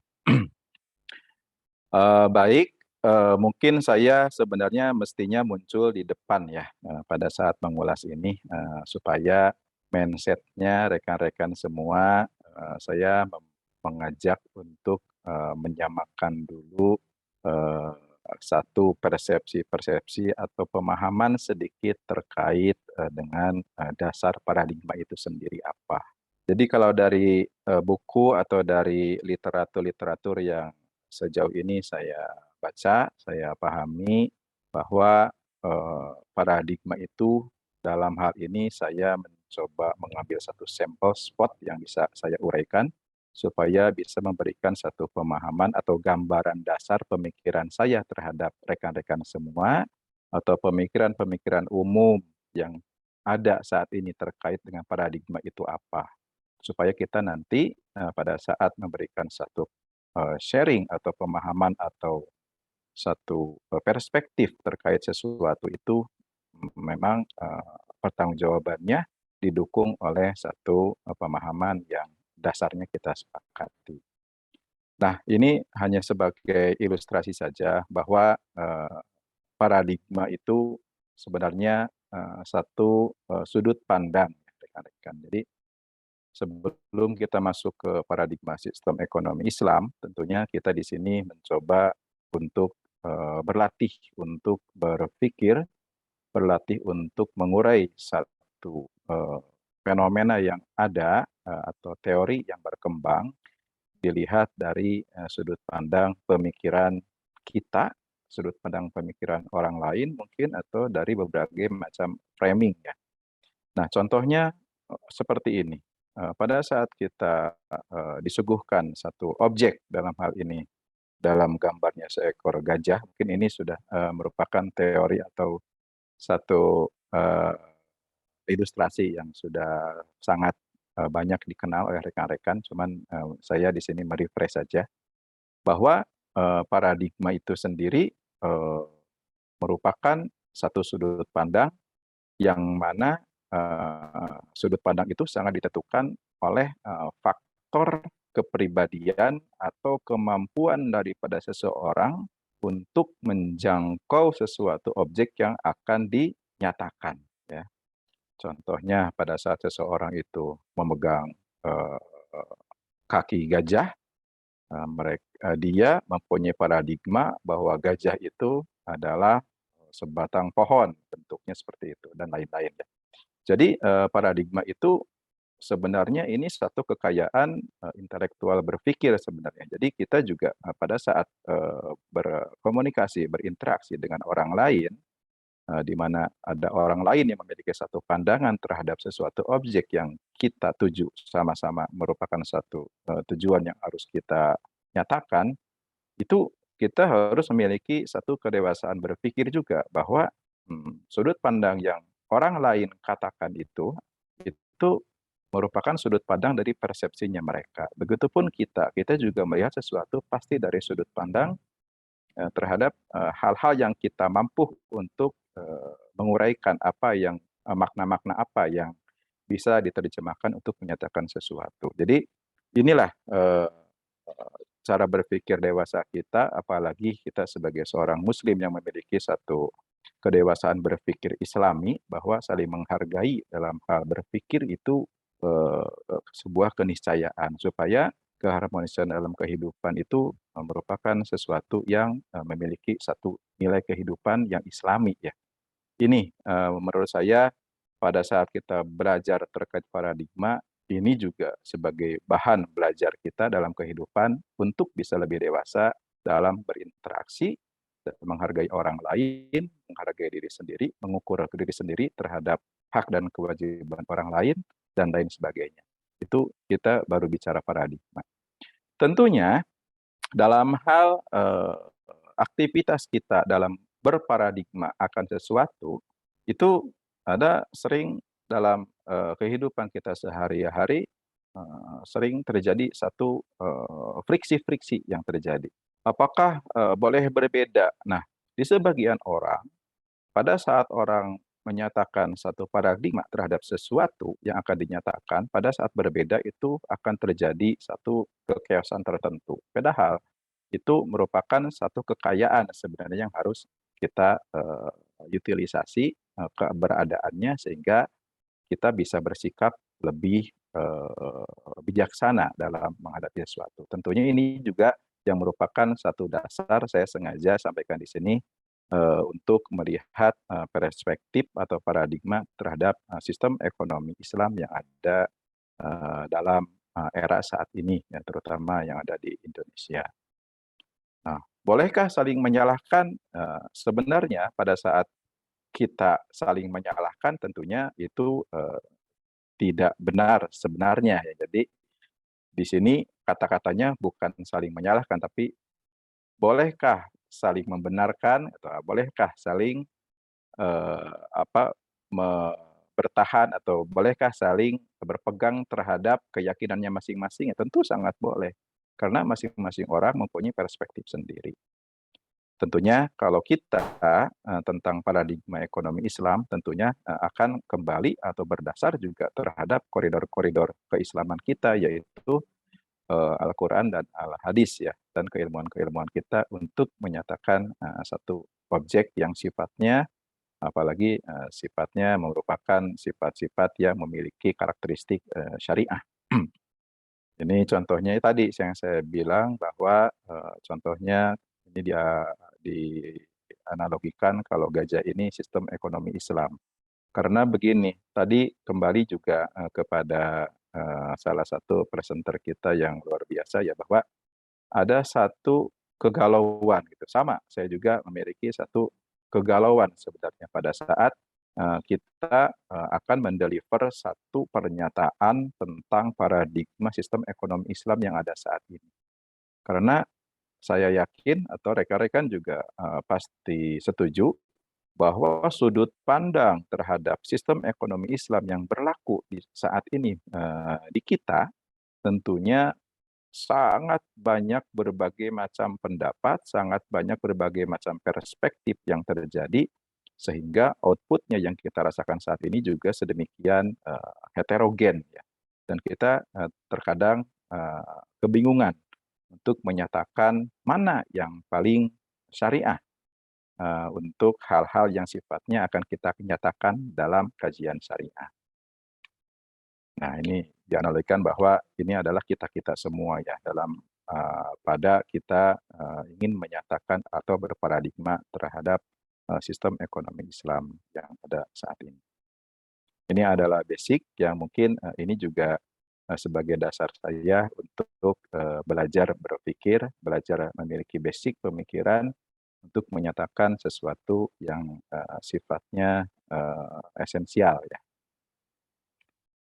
Oke, selanjutnya adalah saya lebih spesifik lagi, tadi framingnya sudah saya sampaikan, selanjutnya adalah paradigma ekonomi Islam itu sebenarnya seperti apa sih? Mohon maaf mungkin di ujung presentasi ini saya belum sampai kepada lebih spesifik lagi terkait dengan apa sih ciri-cirinya atau identitasnya seperti apa sih hasil dari pemikiran paradigma ekonomi Islam itu menurut saya jujur belum sampai ke sana, tapi di sini saya mencoba membangun pola pikir saya sebelum saya mampu untuk melakukan satu paradigma yang lebih spesifik dan lebih berkualitas ya terkait dengan sistem ekonomi Islam yang terjadi saat ini itu seperti apa. Karena kalau kita melihat dari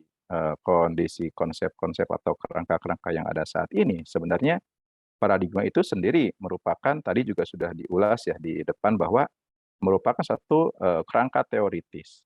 Paradigma itu sistem berpikir yang merupakan satu kerangka konseptual paradigma juga merupakan suatu kerangka pemikiran, orientasi teoritis, atau malah sering kita nyatakan bahwa paradigma itu pada umumnya merupakan satu sudut pandang atau perspektif terhadap sesuatu berdasarkan kepada kemampuan kita berpikir atau menilai sesuatu berdasarkan apa yang kita mampu untuk kita lakukan dalam menyimpulkan atau menyatakan sesuatu berdasarkan pikiran kita yang didukung oleh pikiran-pikiran atau teori-teori yang datang dari eksternal. Nah, dalam dekade saat ini yang seperti tadi sudah disinggung oleh rekan-rekan sebelumnya bahwa paradigma atau sistem ekonomi Islam itu tidak akan terlepas karena saat ini kita berada dalam situasi hegemoni ekonomi kapitalis atau sosialis ya. Kita setuju bahwa kondisi kita saat ini nyata-nyatanya faktanya seperti itu. Bahkan sistem-sistem yang ada saat ini pun yang kita sedang jalani, yang sedang kita nikmati pun itu sebenarnya berada dalam sistem tatanan ekonomi kapitalis sosialis ya. Yang terdekat contohnya tadi sudah disinggung sedikit terkait penyelenggaraan haji ya. Di mana kalau kita lihat sebenarnya tatanan sistem kepengurusan atau sistem finansial dan hal lainnya terkait dengan penyelenggaraan haji itu juga kalau kita telaah tidak usah terlalu detail, malah secara general pun sudah terlihat bahwa konsepnya masih merupakan konsep kapitalis ya, karena sangat tergantung kepada kemampuan individu terhadap kemampuan individu dalam hal kemampuan keuangan, yang nanti sistem pengelolaannya pun kalau kita lihat masih sangat terlihat ya bahwa sistem kapitalis sosialisnya itu masih ketara di sana. Nah, tugas kita bagaimana cara untuk pertama untuk berpikir lebih kritis terkait dengan hal-hal semacam itu untuk nantinya kita bisa memberikan satu pemikiran membangun yang sifatnya bisa melakukan pendekatan ke arah yang lebih baik dari sisi konsep syariah yang kita tahu saat ini, yang sudah kita pelajari saat ini, berkembang saat ini seperti apa. Ini ya, jadi kenapa dimaksud disebut bahwa hegemoni ekonomi kapitalis sosial itu sekarang memang sangat lekat dengan kehidupan kita karena mereka sudah mencakup segala hal ya, dari mulai pertahanan, ekonomi, sosial, budaya, politik sampai agama yang tadi di pembahasan sebelumnya bahwa terjadi pemisahan ya, antara bahwa agama itu bukan bagian dari atau seolah-olah bukan termasuk dari unsur yang pada saat itu sistemnya sedang dijalankan. Nah, namun pada faktanya bahwa sebenarnya umat Islam itu dengan sistem syariahnya itu juga tidak tinggal diam ya, termasuk kita saat ini, bahwa sedemikian hegemoninya ekonomi kapitalis sosial itu dalam perspektif dalam cakupan kerangka berpikir melakukan paradigma terhadap ekonomi Islam itu kita tidak bisa pungkiri, tapi kedudukan kita saat ini sebenarnya bisa berpikir yang merupakan satu loncatan berpikir yang bisa dikatakan bahwa semua pemikiran Islam terkait dengan keekonomian syariah itu merupakan kritik ya terhadap kerangka-kerangka yang ada, yang sekarang ada, yang masih merupakan satu konsep-konsep yang sifatnya secara general adalah ekonomi kapitalis sosialis. Kenapa ini merupakan satu kritik yang bisa dikatakan tentang keberadaan kita terhadap konsep-konsep yang ada untuk ekonomi keislaman? Karena ini merupakan satu solusi terhadap teori dan sistem ekonomi yang dibangun tidak berdasarkan nilai kemanusiaan atau tidak egaliter ya, khususnya dua paham yang berpengaruh yang tadi yang dominan, yaitu paham kapitalisme dan sosialisme.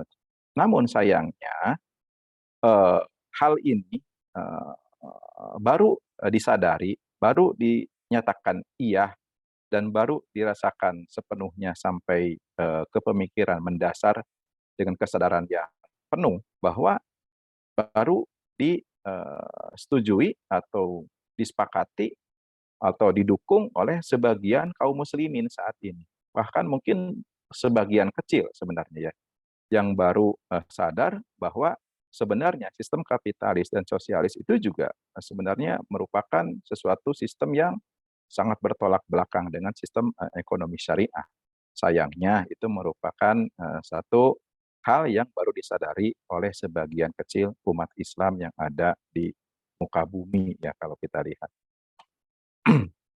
Nah, mungkin hal yang tadi saya sampaikan, kenapa saya sampaikan bahwa pemikiran-pemikiran atau paradigma terkait dengan ekonomi Islam itu baru sebagian kecil dan sangat disayangkan, karena sebenarnya untuk pihak-pihak yang mulai sadar atau mulai tahu tentang ekonomi syariah itu seperti apa jika dibandingkan terhadap sistem kapitalis, sebenarnya sudah sangat terlihat terang benderang ya. Artinya pada saat kita melakukan satu atau paradigma yang berkembang di masyarakat atau paradigma yang berkembang dalam satu tatanan kemasyarakatan terhadap sistem ekonomi Islam itu, pada saat kita breakdown terhadap elemen-elemen yang bisa kita nyatakan komparasi dengan sistem kapitalis, sebenarnya sangat mudah untuk bisa dilihat bahwa sistem ekonomi Islam itu sangat valuable ya.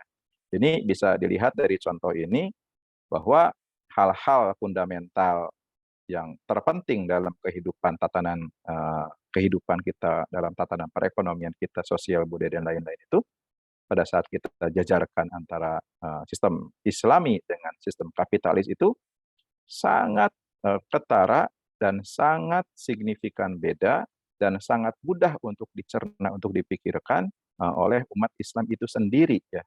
Sebenarnya pada saat informasi-informasi ini bisa kita sampaikan kepada umat, paradigma itu kemungkinan arahnya akan lebih ke kanan ya. Artinya arahnya itu akan lebih ke arah mereka lebih menyadari bahwa sistem yang ada saat ini seperti apa dan sistem yang seharusnya menjadi solusi itu sebaiknya seperti apa. Itu tugas kita semua untuk memberikan satu edukasi kepada masyarakat kita tentang kesyariahan, sistem syariah yang seharusnya harus kita yakini, minimal yang diyakini dahulu untuk sebelum kita bisa implementasikan secara bertahap untuk menuju secara keseluruhan untuk sistem tatanan ekonomi. Nah, itu yang tadi saya sampaikan bahwa dalam kenyataannya masyarakat secara umum belum semuanya bisa berparadigma secara pendekatan syariah terhadap sistem ekonomi Islam ya. Yang sudah terang benderang sebenarnya bisa sangat kita lihat untuk terlihat beda dan terlihat manfaatnya terutama untuk generasi-generasi Islam sekarang maupun terlebih-lebih baik generasi Islam selanjutnya. Nah, pada akhirnya fenomena-fenomena yang terjadi saat ini terkait dengan paradigma ekonomi Islam yang ada dalam tatanan masyarakat, pada umumnya masyarakat saat ini masih menilai tentang ekonomi Islam yang ada saat ini yang mereka amati, mereka rasakan atau mereka pahami oleh sebagian besar umat manusia saat ini, kita hanya bisa menyaksikan mereka mengambil satu kesimpulan berupa katanya bahwa ekonomi Islam itu pertama sukar untuk diikuti. Kenapa? Karena yang terjadi juga saat ini memang seolah-olah kalau kita mengikuti sistem perekonomian, sistem ekonomi persyariahan yang di perbankan contohnya, seolah-olah jauh lebih ribet dibanding dengan sistem konvensional. Jadi mereka menyimpulkan itu. Nah, ini tugas kita. Bagaimana caranya kita menerapkan satu sistem yang tepat guna dan cenderung memudahkan. Sehingga masyarakat atau pelaku-pelaku atau sasaran-sasaran yang menjadi elemen-elemen masyarakat dalam tatanan ekonomi syariah itu melihat bahwa sistem ekonomi Islam itu kita itu adalah kurang menguntungkan. Itu kita juga sangat mudah untuk mendapatkan statement itu ya, karena banyak orang mengatakan bahwa pada saat mereka mengikuti sistem syariah yang saat ini ada, mereka menyatakan bahwa ini kurang menguntungkan karena ketidakjelasan tentang keuntungan, itu dari perspektif pemikiran mereka. Nah, yang selanjutnya adalah tidak akan kuat bersaing. Nah, ini juga harus kita urai, harus kita bagaimana caranya kita harus punya suatu metodologi bagaimana caranya supaya sistem perekonomian Islam yang ada saat ini itu bisa bersaing dengan sistem konvensional. Itu tugas kita lagi tentunya bagaimana untuk membuat satu sistem dan menjalankan sistem tersebut menjadi satu sistem yang kuat sehingga kita bisa bersaing dengan sistem-sistem konvensional yang ada. Dan yang terakhir, paradigma yang muncul di masyarakat terkait dengan ekonomi Islam itu adalah tidak sepenuhnya syariah. Nah, ini yang celaka ya. Jadi kesyariahan yang ada dalam semua tatanan yang ada, mulai perbankan, finansial, atau hal yang lainnya, itu dilihat oleh sebagian besar masyarakat yang merupakan user saat ini, yang sebenarnya itu yang merupakan aset yang harus kita manfaatkan ya untuk tatanan ekonomi syariah yang saat ini kita bangun itu, mereka meyakini bahwa sistem yang ada itu tidak sepenuhnya syariah. Jadi akibatnya mereka ya berpikiran, ya buat apa saya melakukan itu, toh tidak sepenuhnya syariah. Sehingga mereka ya sudah balik kanan kembali, dia memilih ke sistem perekonomian atau sistem finansial apapun itu, kembali ke sistem konvensional. Mungkin itu yang bisa saya sampaikan saat ini. Mohon maaf bila ada kekurangan, karena ini saya mencoba berpikir, saya mencoba memberikan satu pandangan berdasarkan apa yang saya tahu dan apa yang saya pahami. Mudah-mudahan menjadikan satu nilai tambah khususnya bagi saya, umumnya kepada kita semuanya. Semoga kita semua diberi kekuatan dan kemampuan untuk berbuat terus dan semakin mendekati tuntunan syariah Islam. Mulai dari berpikir dengan ilmu, sampai pada akhirnya akan kita diterapkan dan diamalkan dalam kehidupan kita. Amin. Alamin. Assalamualaikum warahmatullahi wabarakatuh. Waalaikumsalam warahmatullahi wabarakatuh. Terima kasih atas paparan yang disampaikan oleh Kang Yayan Susanto, sangat jelas sekali dan thought provoking, di mana kita langsung kepada sesi berikutnya, yaitu tanya jawab kepada Bapak Dr. Abdurrahman Misno. Kami persilakan untuk menanyai masing-masing pembicara. Menanyai ya. Baik, terima kasih. Alhamdulillah wassalatu wassalamu ala rasulillah. Nggak menanyai sih karena, tapi kayaknya ke depan itu format diskusi kita lebih akan lebih interaktif juga gitu ya, karena tadi memang banyak sekali sih yang perlu bukan diperbaiki, tapi kita sama-sama mengimprovisasi, dikembangkan ya, bukan diperbaiki, dikembangkan gitu ya. Saya juga tadi barusan kepikiran, kalaupun nanti semuanya istilahnya sudah lulus atau apa gitu ya, saya pikirkan itu kita mau buat semacam asosiasi gitu ya. Kalau ada IAEI, Ikatan Ahli Ekonomi Syariah, kalau kita pengen juga ikatan apa gitu lah ya, ukhuwah ekonomi syariah atau apa, yang cuman kita tadi hal pertama yang ingin saya sampaikan juga, kita harus bisa bersifat atau bersikap kritis gitu ya, kritis terhadap fenomena yang ada. Kayaknya kalau dalam hal ini Pak Sesep cukup berani ini untuk beberapa kritis, karena tadi di awalnya juga dengan perbedaan antara Ahlus Sunnah dengan Syiah gitu ya, karena Syiah sendiri dia punya satu sistem ekonomi tersendiri yang harus kita kritisi juga gitu. Oke. Jadi kalau saya mau mungkin memberikan masukan untuk pengembangan gitu ya, terutama tadi dari beberapa pembicara, alhamdulillah sudah ya kalau dinilai itu rata-rata 85 sampai 90 gitu ya. Tapi ada 2 masukan, ini biasa sama juga seperti ujian proposal tesis ataupun ujian tesis gitu ya, ataupun ketika mahasiswa itu presentasi di kelas gitu ya. Yang pertama adalah performance ya, ini penting sekali ya. Kalau dari sisi public speaking ya, saya nggak usah sebutkan satu-satu ya, nanti khawatir menyebutkannya itu di depan takut salah gitu ya. Nanti kalau itu japri saya aja gitu ya. Pertama dari sisi performance ini ada 2. Yang pertama adalah tampilan dari kemampuan diri gitu ya, kemampuan di dalam artian itu ya tampilan yang fisikalnya, yang fisik gitu ya. Ini juga ini penting gitu ya. Tapi tadi dari beberapa dari kesemuanya sudah cukup bagus, sudah cukup siap lah gitu ya. Sudah dari cara berbicaranya juga sudah runut gitu ya, sudah cukup bagus gitu. Paling ada 1-2 mungkin yang mungkin tadi dari sisi performance yang kedua. Jadi performance yang kedua ini adalah dari sisi slide yang ditampilkan, atau kita lebih cepatnya sebenarnya alat bantu ya, alat bantu media untuk menyampaikan gitu, atau kita sebut saja media penyampaian. Nah ini penting ya.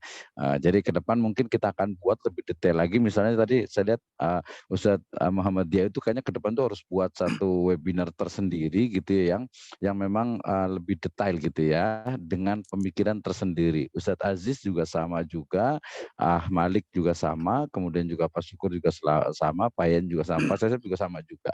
Artinya masing-masing ini punya kekhasan gitu ya. Hanya masukan pertama saya tadi dari sisi performance, pertama dari sisi cara kita menyampaikan, terutama nanti dibedakan kalau di sini ya, berarti saya melihatnya itu dari sisi performance di depan kamera saja gitu ya, di depan kamera. Nanti kalau mamanya di kelas nanti suatu saat itu teman-teman semua itu diundang ke satu ya acara yang dia itu offline gitu ya, luring gitu ya, berarti performance-nya itu harus lebih lagi dari sisi pakaian, dari sisi cara berbicara, dari sisi public speaking itu sangat penting juga harus dikuasai ya. Yang 1B-nya itu adalah dari sisi PowerPoint gitu ya. Tadi misalnya kalau saya mau ditambah dengan PowerPoint itu akan lebih keren sekali gitu. Jadi kita akan tunggu kesempatan berikutnya secepatnya gitu ya. Kapan gitu untuk paradigma dengan PowerPoint itu agak lebih mudah gitu ya, agak lebih mudah dan enak. Sebenarnya nggak mesti PowerPoint ya. Sekarang banyak sekali aplikasi yang sangat memungkinkan untuk menjadi media dalam penyampaian. Apalagi nanti di Zoom ini kan kadang kelihatannya itu yang kelihatan hanya orangnya, tapi memang ada visualnya. Beberapa orang itu punya karakter visual. Nah, itu dari sisi tampilan atau penggunaan media, bisa PowerPoint, bisa di-press, bahkan bisa menggunakan kayak semacam short movie yang kita bisa menjelaskan, itu akan lebih keren lagi sebenarnya itu. Nah, kemudian yang kedua, tadi kalau dari sisi ini Pak Yayan agak sudah mulai cukup bagus tuh gitu ya, dari sisi performance slide-nya ya, kita belum ke kontennya gitu ya. Kemudian nanti mungkin yang lain agak perlu diperbaiki gitu ya. Ya biasa kalau waktunya pendek memang agak-agak susah gitu ya. Tadi yang pertama sudah agak cukup bagus itu dari sisi termasuk juga kalau mau lebih detail itu kita sebutnya itu dengan kombinasi warna dalam sebuah slide gitu. Misalnya jangan sampai tulisan itu sulit dibaca gitu ya. Karena apa? Karena background-nya itu gradasi warna, saya menyebutnya biasanya itu. Ini penting gitu ya.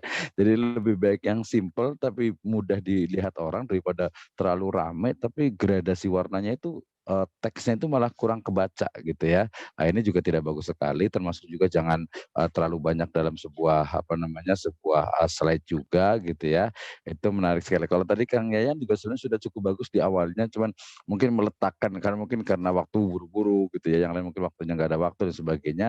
Ke depan kalau ada waktu lebih panjang lagi bisa lebih detail lagi gitu. Termasuk juga jangan lupa di setiap slide itu di akhir itu selalu letakkan biografi kita. Apalagi nanti kalau mau di-share ya biografi kita harus ada, minimal ada emailnya. Oke, itu dari sisi performance. Yang kedua dari sisi konten gitu ya. Dari sisi konten tadi Pak Ustadz Ziaul Haq sudah cukup bagus gitu ya. Artinya tinggal dituangkan, kemudian nanti kalau nggak lihat buku berarti kan lihatnya slide tuh. Jadi lebih kelihatan lebih menarik gitu ya. Saya yakin ke depan harus lebih harus sering nih kayaknya sedia nih ya, termasuk Ustadz Aziz juga. Kalau Ustadz Aziz dari sisi intinya kalau udah biasa ngisi ceramah gitu ya, udah cukup bagus. Tadi kontennya juga sudah cukup bagus, sudah dari sisi ininya gitu, tinggal mungkin karena kendala jaringan dan sebagainya gitu ya. Performanya nggak bisa saya lihat nih. Pak Syukur sudah nggak usah komentar sih kayaknya nih. Tinggal nanti dari sisi konten. Nah, saya ke depan itu sebenarnya pengen membuat sebuah formatnya itu adalah diskusi, mungkin nanti bisa saya atau Kang Sesep yang memancing seperti perkuliahan gitu. Jadi betul-betul diskusi misalnya ini ke kontennya. Misalnya tadi kayaknya belum satu paham tentang paradigma. Kalau tadi mohon maaf Kang Yayan, kalau terakhir itu cenderungnya lebih kepada perspektif. Ya bahkan kalau saya inginkan itu adalah semua dari kita tuh bisa berpikir kritis. Ya misalnya, apakah antara perspektif dan paradigma itu sama? Kalau saya melihat justru perspektif itu adalah hasil dari sebuah paradigma. Ya, jadi perspektif ada hasil dari sebuah paradigma. Ini menarik sekali nih. Jadi kita belum sepakat, kalau ada waktu kita akan tanya nih Ustadz Pak Yayan nih, paradigma itu sebenarnya singkatnya apa sih? Pak Dia itu singkatnya apa sih paradigma itu gitu ya. Nanti yang lainnya juga sama. Nah, ini penting sekali untuk sebuah paradigma. Nah, termasuk PR berikutnya nanti Ustadz Dia boleh dicatat juga, yaitu cara untuk menumbuhkan dan mengembangkan paradigma Islam. Nah, tadi barusan saya komunikasi dengan Dr. Sukri Hanafi dari ISDEF-nya USM ya di Pineng sana. Beliau juga udah siap untuk bicara tentang tasawur. Jadi kalau tasawur ini kesannya memang Malaysia itu sudah paling banyak menggunakan istilah tasawur. Kalau di Indonesia biasanya Pak Prof. Hamid Zarkasi itu beliau selalu menggunakan istilahnya worldview, sama juga dengan Adian Husaini. Kalau menurut saya istilah nggak terlalu masalah sih, worldview atau tasawur atau paradigma. Yang penting dia paham ini loh paradigma, termasuk tadi PR-nya adalah bagaimana cara kita menumbuhkan paradigma Islam. Ya, Islamic paradigm. Ini memang betul, ini adalah pokok gitu ya. Ini pokok, ini dasar. Kalau dari sisi akidah sebenarnya saya juga ingin tarik sebenarnya antara paradigma dengan iman. Ya, paradigma dengan iman itu seperti apa? Makanya kalau dalam kajian keimanan itu akan selalu ada beda pendapat tentang apakah iman itu adalah hanya keyakinan saja atau al yakin fil qalb wa nitqu bil lisan wal a'mal bil janan gitu ya.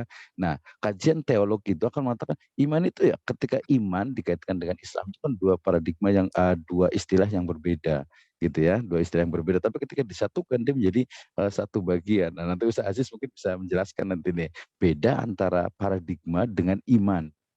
Gitu ya. Kemudian tadi cara menumbuhkan paradigma Islam, kemudian juga mengembangkan paradigma Islam. Tadi kan langsung loncat ke karakter dari paradigma itu sendiri. Nah, ini menarik sekali, memang sangat teoritis ya, sangat teoritis, tapi menurut saya ini justru penting gitu. Kalau secara ini kan nanti juga satu lagi, yaitu antara paradigma dengan tadi ada iman, satu lagi ada tauhid ya.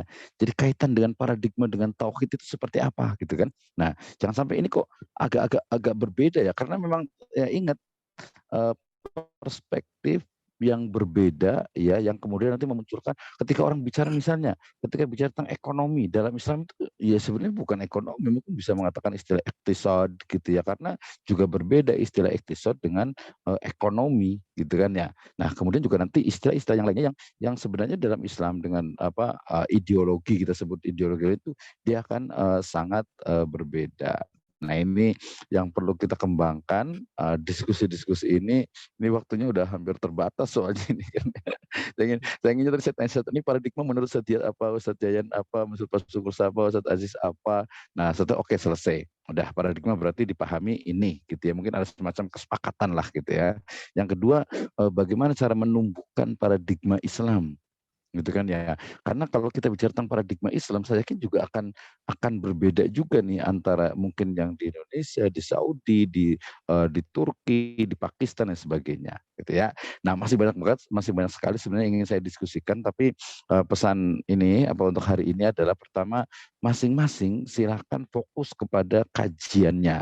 Saya yakin Ustaz dia ini sebenarnya bisa fokus kepada kajian-kajian yang didapatkan di Pakistan itu kemudian nanti dikombinasikan atau dikomparasikan dengan yang ada di Indonesia. Saya yakin bisa nih. Kemudian Ustaz Aziz di turosnya juga kuat, kemudian Kang Yayan di Pak Yayan di analisisnya. Malik saya ingat ini generasi muda yang harus terus dilatih gitu ya. Kemudian Pak Syukur kayaknya nggak usah komentar lagi ya, tinggal nanti ditambahkan konten untuk setiap pembahasan gitu ya. Kemudian masing-masing ya harus punya media ya. Nah kalau nggak ada media berarti ya udah kita buat aja nanti setiap Jumat malam, kita rencana Rabu malam juga ada yang statistik juga. Kemudian tadi sepakatnya mungkin Senin malam juga akan ada untuk yang English-nya gitu ya. Jadi ini saya pikir penting sekali gitu. Kalau saya Aziz biasa ngisi di beberapa tempat ini sudah terbiasa tuh. Ya terbiasa, nanti akan ditambahkan. Pak Syukur sudah di blognya, lanjutkan lagi. Ustadz dia saya yakin juga di luar sana saya nggak tahu saja gitu ya, nggak tahu saja apa media yang bisa untuk melatih ini ya. Jangan lupa tadi juga dengan zaujahnya, Hana juga harus diajak juga ya, tadi nggak ada ini kan, untuk agar terbiasa. Karena dalam kuliah ini saya inginkan semuanya itu ya bisa berpikir kritis, dan karakter dari master itu adalah inovatif. Inovatif bukan hanya produk tapi inovasi cara berpikir. Seseorang itu tidak bisa membuat sebuah inovasi tanpa dia menguasai berbagai teori yang ada. Dari teori yang ada mungkin dia kritik, mungkin dia dukung, mungkin dia juga bantah dan lain sebagainya, baru kita melakukan inovasi. Inovasi bisa dalam bentuk apa? Pemikiran. Misalnya tadi Pak Yayan bisa aja memberikan satu definisi paradigma menurut saya itu ini. Pak Syukur bisa menyebutkan paradigma itu ini. Ya Pak dia bisa mengatakan paradigma Islam itu ini gitu ya. Saya Aziz juga sama paradigma Islam itu seperti ini. Nah, itu terus diperkembangkan sampai berbagai tadi misalnya hubungan antara ekonomi dengan pemerintah. Kemudian juga kita perlu kritis juga, kritis tapi juga bukan berarti kemudian membantah semuanya. Misalnya kapitalisme. Kapitalisme itu seperti apa sebenarnya? Ya, tadi ada sosialisme. Kemudian kenapa kita melihat misalnya sekarang itu Cina dengan komunismenya itu menjadi satu negara yang ya super power lah kita sebut gitu ya. Walaupun dengan sistem komunismenya, termasuk yang paling mendasar itu adalah ya agama. Tadi kan semua udah sepakat nih karena dari sisi world view, dari sisi paradigma semua sudah sama di bahwasanya agama ya tidak bisa dipisahkan dengan dunia. Lebih spesifik lagi ekonomi tidak bisa dipisahkan dengan agama. Tapi kemudian juga ada PR berikutnya adalah kajian-kajian yang ada tuh juga jangan sampai ketika kajian ekonomi itu selalunya hanya terbatas kepada fikih atau hukum. Nah, ini kita selalu ulang lagi. Ya walaupun background saya memang di Islamic law gitu. Tapi kemudian lebih luas jangkauannya sehingga nanti di masyarakat pun bukan hanya berbicara tentang halal haram gitu ya. Halal haram fikih, hukum itu nomor satu. Tetapi kemudian setelah itu ada yang berikutnya. Jadi bukan hanya bicara tentang, kita bicara juga tentang mungkin kita sebut perluasan horizon dari maslahah itu sendiri. Maslahat itu apa sih gitu kan dalam konteks ekonomi gitu kan. Apakah misalnya riset saya yang dengan teman yang di Makassar itu menunjukkan bahwa musyarakah mutanakisah MMQ itu lebih syar'i daripada murabahah yang dipraktekkan di perbankan syariah gitu. Kenapa? Karena selaras dengan nilai-nilai dari ya karakter ekonomi syariah itu sendiri.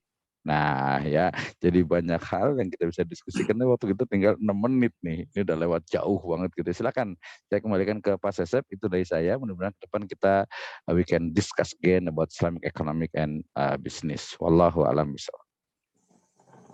Baik, terima kasih atas tanggapan dari Bapak Profesor Dr. Abdurrahman Misno. Banyak sekali yang dapat kita tangkap bahwa satu adalah penampilan secara fisik atau mungkin kita sebut showmanship. Kemudian penguasaan masing-masing harus memiliki worldview tentang, dalam hal ini adalah paradigma.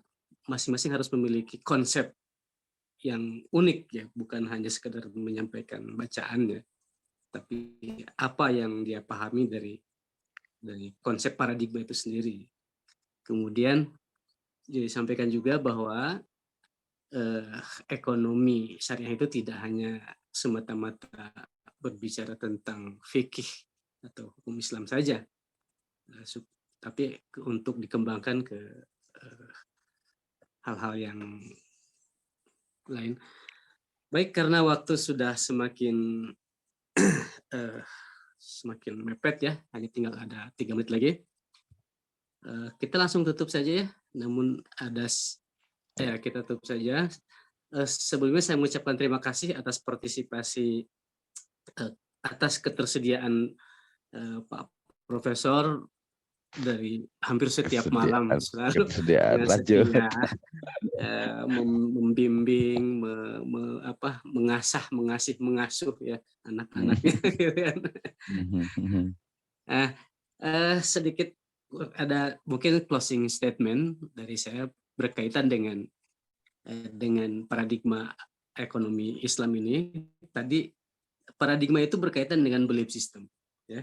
Nah, tadi ada sedikit yang catat bahwa ada false belief atau false belief di masyarakat tentang ekonomi Islam. Yang pertama itu dari Kang Yayan itu bahwa ekonomi Islam itu sukar diikuti, yang kemudian tidak sepenuhnya syariah. Nah, ini false belief yang ada di masyarakat menurut Kang Yayan. Kemudian dari Kang Muhammad Yaul Haq disebutkan juga tadi ekonomi Islam susah kaya. Nah, ini false belief yang harus kita runtuhkan agar ekonomi Islam semakin mendunia, sebagaimana disampaikan oleh Kang Malik bahwa ekonomi Islam itu sudah semakin meningkat hampir di seluruh dunia, sudah sangat diperhitungkan dalam ekonomi dunia.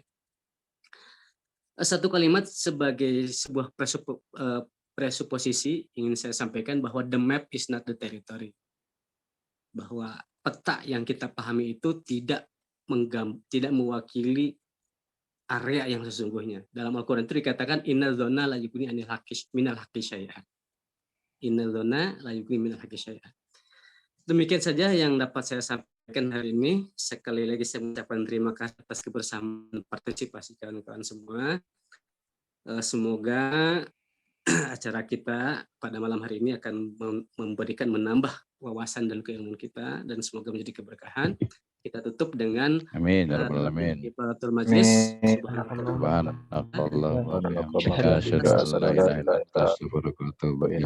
Assalamualaikum warahmatullahi wabarakatuh. Sampai jumpa lagi. Mohon maaf lahir dan batin. Selamat Lebaran. Bagi kirim-kirim ininya. Gantungkan aja di paku, gantungkan di paku. Gantungkan di paku.